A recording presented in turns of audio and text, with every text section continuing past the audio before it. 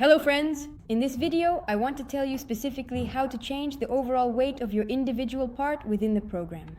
To do this, first let's specify the material it's made from. I'll select the very appropriate steel material. Scroll down and choose the style here. By default, it turns this kind of black, not very attractive. Of course, that's just visually, but we can easily change it to make it look much nicer and more appealing, where it says you can simply click on it and then change it to, for example, a different setting or a new value.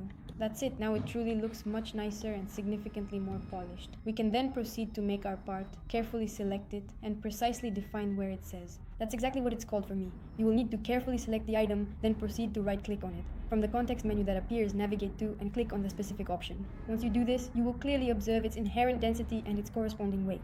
Our cube weighs almost 1 kilogram. Note that if we have two cubes that seem to be separate, see, on the screen they appear as if they're separate.